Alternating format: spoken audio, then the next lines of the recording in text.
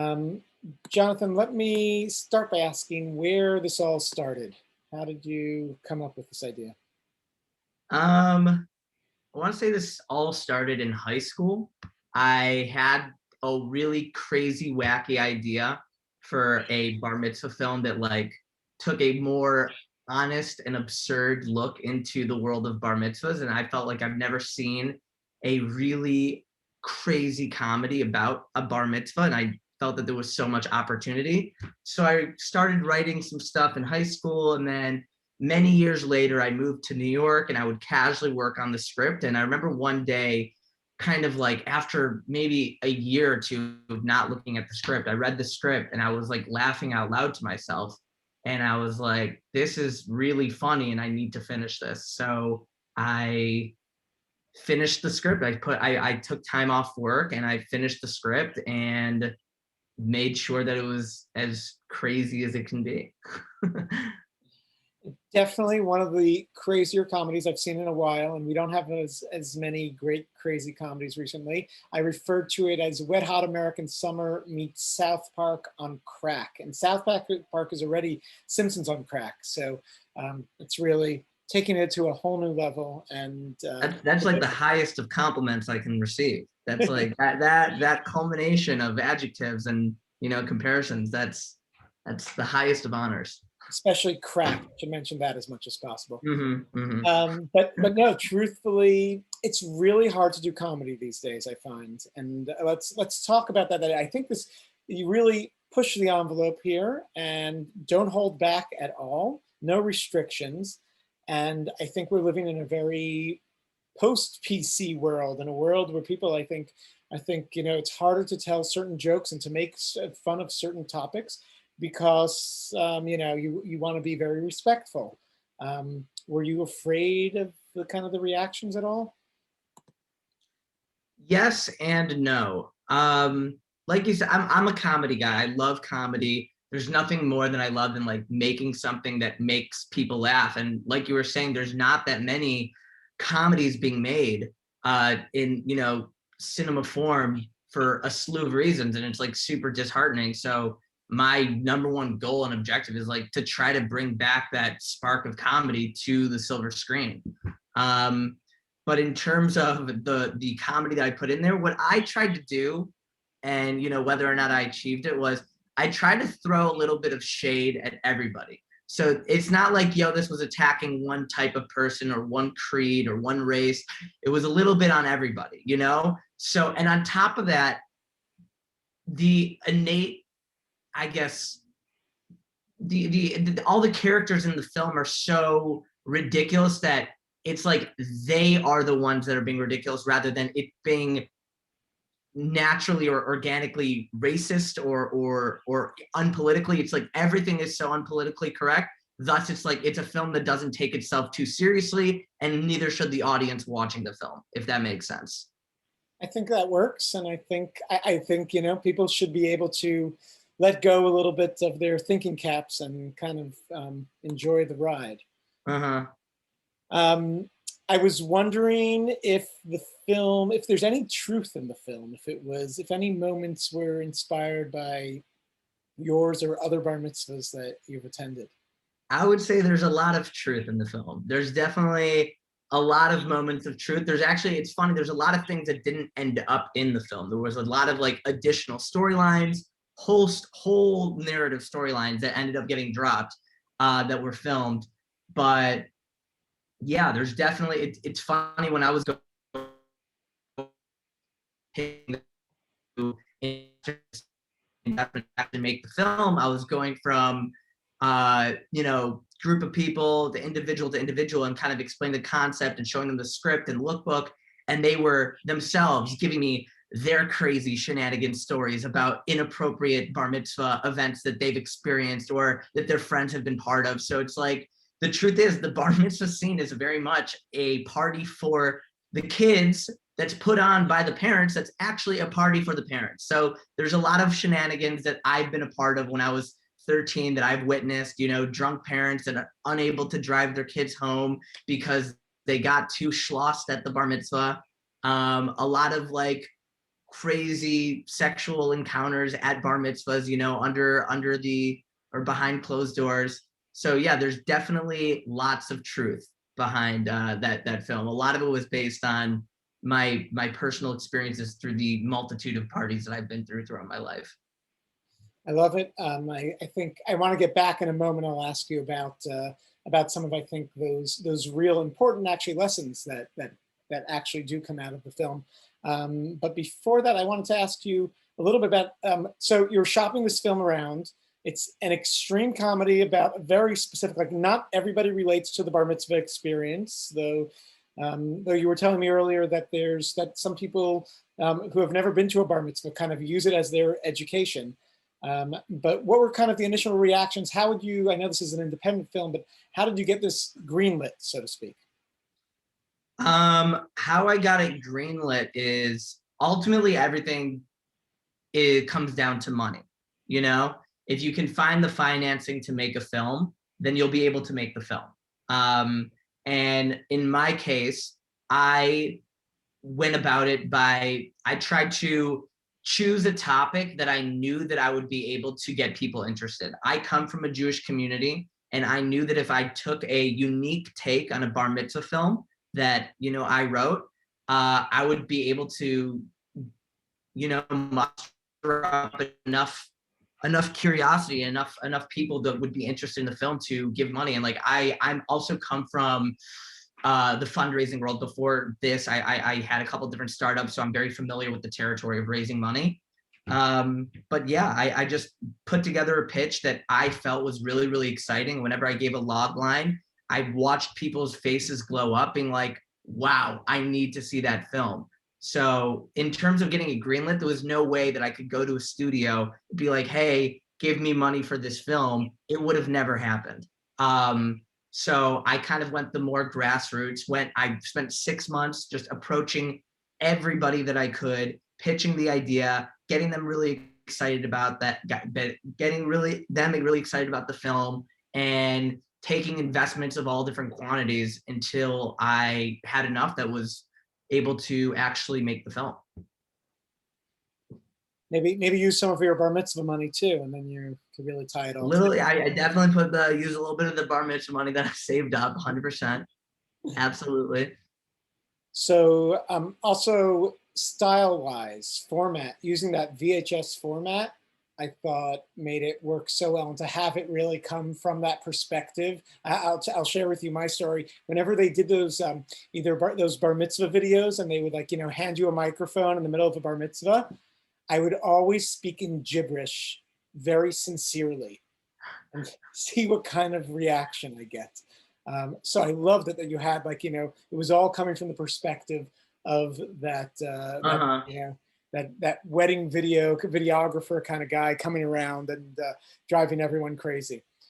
Yeah, it was super important to like capture that vibe. I watched hours and hours of bar mitzvah videos, like my own, all of my relatives, the producers. You know, we were just kind of like hours and hours just diving in, just trying to capture that aesthetic more or less. And actually, the original film concept, when I wrote it in, you know, in New York and in high school, it was not supposed to be that 4x3. It was like a whole different, a little bit more elaborate bar mitzvah story. But then when I realized, hey, I want to make this film, I kind of reimagined the film, and it kind of hit me like lightning, that if I made this entire film into kind of like a more mockumentary format where the entire thing takes place over just the course of one evening, and it's all from the perspective of the hired video,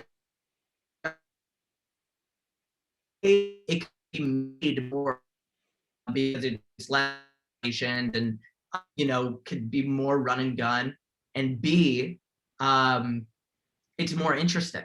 And when I pitched that idea to investors, or just started pitching that mockumentary format, that's when I saw people's eyes just start to light up, being like, oh my God, from the perspective of the videographer, now that's something I'm interested in. So that definitely, that was not necessarily the original thought for the film, but it kind of came into fruition as I was writing it, and I'm really happy that it did. I mean, that not only works as a concept, and I think as a production concept, it kind of, like, you know, keeps you in some ways simple, but it actually like holds up throughout the entire movie. It really keeps it together in the same way. I mean, here's another really great comparison. I mean, like the Blair Witch Project was, shot with a certain concept, and I think the way you kept with this allowed it also to have a certain feel and makes it successful. Mm-hmm. So well done on that. Thank you.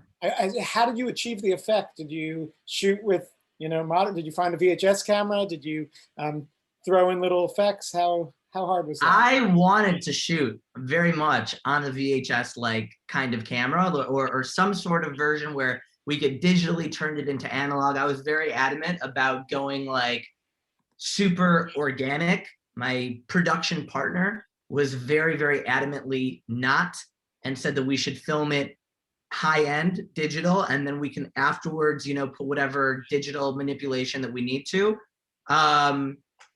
So that's kind of what we actually did film this on cinema cameras, but while filming, we blocked everything out to be for a 4:3 film ratio. And then afterwards, there's a couple different, visual effects that we put on to give it that vintage VHS look. But like another thing that we did was in sense of filming, we I did two things while filming. One is I didn't want it to be 100% like, oh, this is a videographer. Like it was a mix between it's a videographer and it's a movie, because if it's just one single cam videographer, things will get boring very quickly. And I wanted to be a very fast and pacey film. So it's a mix between it feeling like it's a videographer and staged, but also multicam, focusing on reactions and whatnot. So it was filmed within the 4:3, and then I guess down res to have that vintage like quality. Very effective. I think it made it fit for the tone, and was really well accomplished. And cinematically, it makes it fun. I wanted to get into the serious stuff here. So I actually I really like, you mentioned this before, and I like the lesson of the film. And there is a lesson here, and it's rare actually to see that level of insight, first of all, in any comedy, but just in films recently, or films specifically. And I have seen a few that relate to this concept of the bar mitzvah. And the bar mitzvah is such a strange concept because it's a 13-year-old kid. It's in the most awkward stage of a kid's life. The mustache is just coming in, puberty, your voice is changing. And that's when they're like, acne's coming. Let's put you in front of the camera and let's put you in front of an audience. And this makes you a man. And like, I don't even remember which movie it was where it was, I think it was a TV show once where a kid was walking around screaming that now he's a man because he had a bar mitzvah. And, you're a 13-year-old kid, especially in America, it takes us a while to grow up.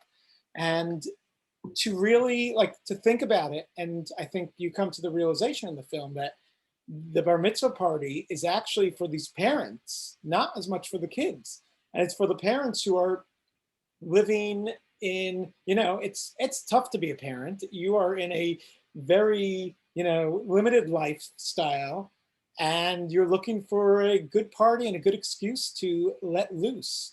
And I thought that point was really emphasized well in the film. Is this something you had thought about and wanted to bring to the surface more? And tell us a little bit more about this concept. Yeah, yeah, exactly what you said. I mean, the fact that there's, the most expensive vodka and there's caviar going around and, mussels and clamshells, like those aren't for kids. For the 13-year-olds, So these ultimately, the reason why these bar mitzvahs, a lot of them within like the communities are so lavish, most kids would be happy with 13-year-old kids would be happy with just a couple blow-ups, and jumping around with their friends. Like that would be just as good of a party for most of these kids. But the whole lavishness and grandioseness of it is really for the parents, so I know I've been to a multitude of bar mitzvahs, just like both big, small, every different type of degree. And, it's usually the smaller ones that have a lot less money in them that seem to be more really for the children. You know, they have a lot less going on. There's not really alcohol. It might be just at like a trampoline place, whatever it is, you know, a bowling alley. Those are like way more dedicated just for the kids. Whereas like the more lavish ones are more so like, hey, let's throw a big party. Let's invite all of our friends, every single friend that we know, more people that are at the party are friends with the parents and they're friends with the kids, you know? But like, so, and to go on with what you were saying about, you know, I'm sure you're referencing that like one Valet Mike and Donny conversation out when they're having that outside. It's like, there's a, a thing that I heard before my bar mitzvah, and everybody was saying that nobody likes their own bar mitzvah, that you have more fun than everybody else's bar mitzvah. In my case, it was true. I remember my bar mitzvah, like I was really anxious. Like I was like, wanted to make sure people were having a good time. And it was like so big and there were so many people. And like, I just couldn't enjoy myself at my own bar mitzvah. And it's like, so I took some of that like feelings that during my party and like, you know, place that inside of the film. I think it's a really important point. My father always said, "It's not about the bar; it's about the mitzvah," and I think it's something that is often forgotten in people's plannings of their bar mitzvahs, and I think actually will help parents more. If parents know, wait a minute, this is about us, and think about what's for the kid, what's for us, and be able to separate those two things. I think that whole experience could be much more successful because it's definitely we haven't gotten it down yet. Bar mitzvahs become more enjoyable as you get older. That's I get it. I kind of look forward to revisiting them someday. Where should people see this film, find out more about the film, and learn more? It's going to be available March 23rd on Amazon and Apple TV for rent. And yeah, just like I urge everybody to check it out if you want to have an experience like you haven't had in a long time, and especially a cinematic experience you haven't had in a long time. It's definitely different. It's a lot of fun. Do you have like a hashtag or a website people to refer people to? We've been using the hashtag Donny's Bar Mitzvah, but if you look up, you know, Donny's Bar Mitzvah on Apple, you'll be able to find the film. It'll pop up right away, or on Amazon once it's the 23rd. Donny's Bar Mitzvah, it'll pop up. It'll be the first result. Great. I hope a lot of people check it out and tell their friends. Thank you so much. Thanks for being with us.